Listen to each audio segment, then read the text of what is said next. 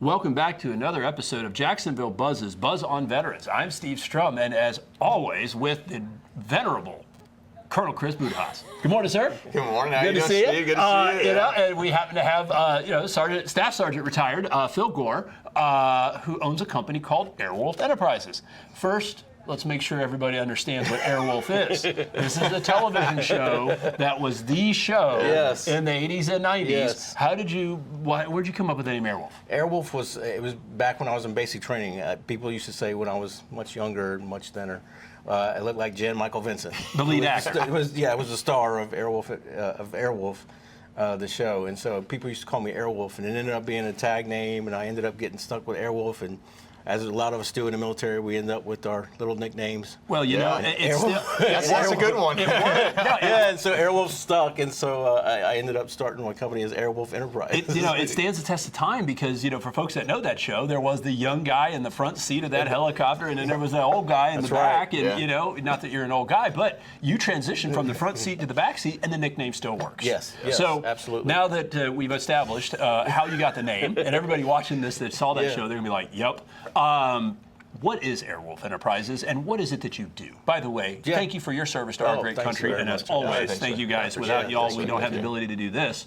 What is an Airwolf Enterprise? What do you do? Airwolf Enterprises is a training and development program, basically, that we set up so that we have folks who are transitioning from the military, and what we do is we go into companies and institutions of higher learning, and we provide the mental the military competencies and military culture training. We're the ones that are going in saying, hey, we're trying to bridge that military-civilian divide, that gap. Yeah. We're trying to show you, hey, you got all these great people. This is what they bring to your organization. Right. These are the things that they bring, worldly view.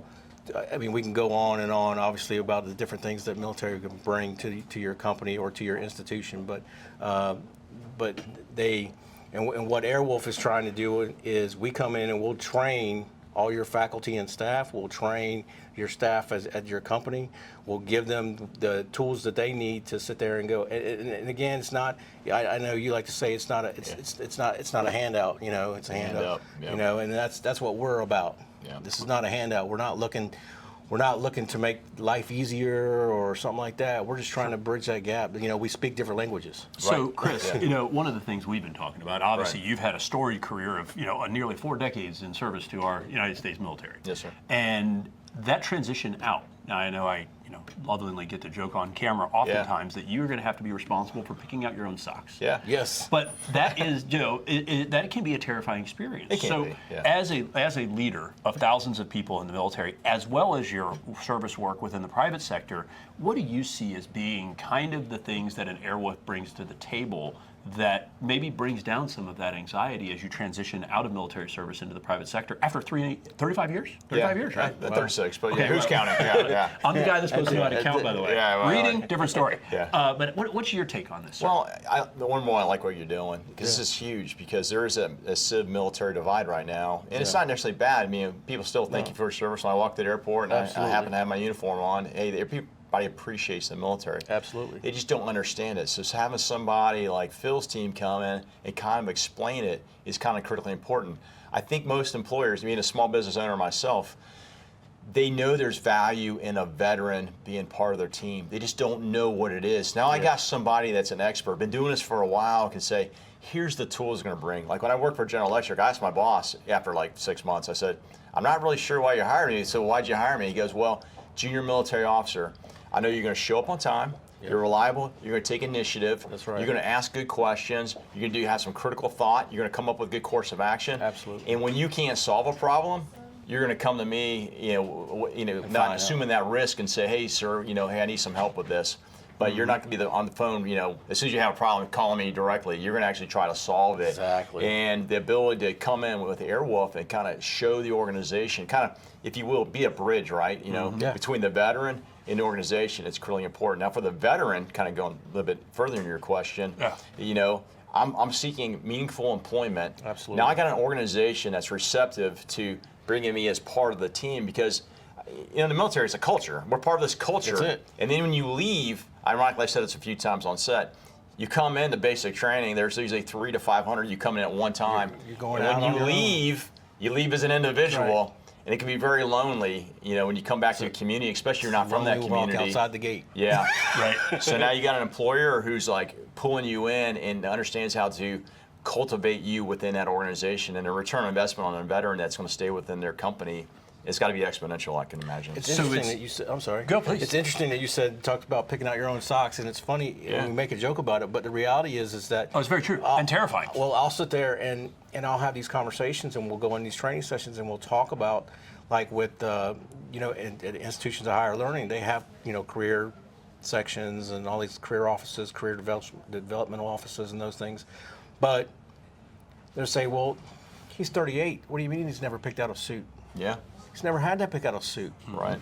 But at the same time, Yeah. at 38, which is interesting because my little brother, who's a 6'1" version of your size, he is. Let's see. Yeah, I think he's 38 right now. Yeah. 47. Yeah, he's 38.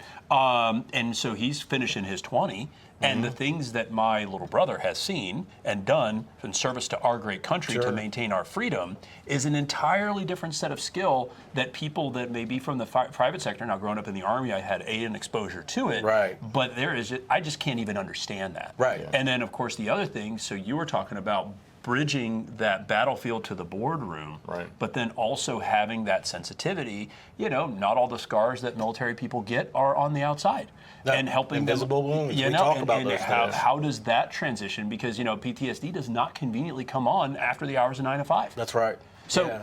And those are the things that we talk about. That's part of our we have modules on indivisible wounds and those kind of things because those are TBI, PTSD. Those are things that they're not 9 to 5. They can't be seen, and it's little things that can be done in a classroom or in the workplace that, and a lot of it is just awareness. Right. That's Or a lot of having it. sensitivity. Just awareness. Somebody in the private sector may not understand that. Right. And they see a veteran who, let's say, you do have that classical 9 to 5 job. They got to call off because they're needing some help. Sure. Right. I perceive that as an unknowing person as like, well, they're just not a great worker. Right. Well, no, they're actually a really great worker or leader. They're just processing some things that I can't even not comprehend. You had Yes. mentioned that you did some, both of you gentlemen have done service tours of duty outside the United States under a deployment, and I think you were mentioning, some of your service out in the Middle East. Sure. Some of the things that people had to go through and see in order to help, stabilize that area are things that, I think about my kids, they're of age to serve in the military. I don't know that they could handle They can handle that, yeah, and that's a big part of it is that we get these questions and you'll have these, you never know who's going to be sitting next to you kind of thing. You go into a classroom, you go into a business, and that's another thing is that somebody wants to ask you, well, how many people did you kill? What are you talking about? Yeah. But those are the kind of questions that'll come up, and if we can already have some background there, if we can already have some, and again, it's just awareness. It's not the handout. It's just a level of awareness about, hey, look, this is what these people saw. This is what these people went through. Not everybody. Yeah. But military spouses, military, dependent children. I mean, Right. they're all affected in a different way. Yeah. And this is one of the things that what we're trying to do is kind of bridge that gap. That's good. I mean, an example more in a positive way. So Yeah. I told some folks, so when I got out as a Marine captain, I never had a P&L sheet. I never had a balance sheet. Right. DOD, I spend money. I don't money, yeah. make money. Right. However, my bosses realized this guy's a quick learner. I mean, Yep. if you can command 150 people, Absolutely. successfully, and you can handle a budget, all I got to do is kind of polish you up on, on the things you don't know, and you'll be a quick learn. So Yes. there's a positivity. You don't need somebody that has an economics degree per se. That's right. But this guy brings and gal bring all these other things that you can't necessarily learn in a college classroom. It's interesting that you say that because when you're talking about the skills and the different things that you bring, and it's because we talk to a lot of when it comes to institutions of higher learning, Yeah. what they'll kind of pigeonhole these folks into what did you do in the military, Yeah. and so if you're a medic, oh, you want to be medical. Well, they don't really do career exploration before academic advisement. Right. They're not really doing that with these folks, and that's something that we got to change as well. It's huge. Because and you've they got a just don't lot of understand folks, it. right? Exactly, Yeah. and they're like, "Yeah, okay, I was a medic for 11 years, but I want to be in IT." Yeah. I'm thinking of the conversation when my little brother gets out. So what'd you do in the military? Artillery. And I made glass in the Middle East. This is what happens when you superheat sand. Right. So what does that translate into the private sector? Hopefully in the boardroom we're not using artillery. At least not yet. We could go on. It is fabulous. What you've done to help take your career of knowledge and translate that to help other veterans coming out and being able to repurpose them into having a successful and lucrative, fulfilling career in the private sector. We'll hang your stuff on our website. It's just fascinating, and I always want to make sure to be grateful for y'all's service to our great country. Growing up in the Army, a little different experience, right? Because I spent my summers on a military base watching tanks do their thing. Right. Kind of fun at a distance, but it's also, to your point, it's not just about the war fighter. It's about the family. Yes. Like I recall back in the '90s when my dad, who was in a more reserve role in his career as a medic, was about to get deployed, and things like USARA didn't exist. And the real question was, gosh, Richard Strum, who's a firefighter.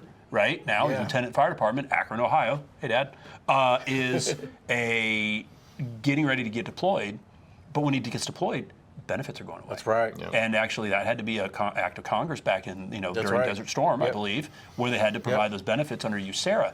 And now that they're exiting out, that's a fabulous situation. So we go forever on this. What we're going to do is we are going to put Airwolf Enterprises stuff on all over our website, on the dailynewsnetwork.com.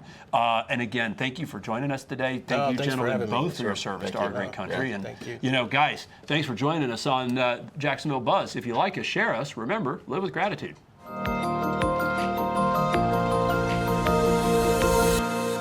Operation Barnabas is a veterans ministry, started in 2017 with the purpose of helping our veterans that kind of got left behind, and they've struggled with addictions, PTSD, suicidal thoughts, those kind of things, helping them get whole again through one-to-one mentorship.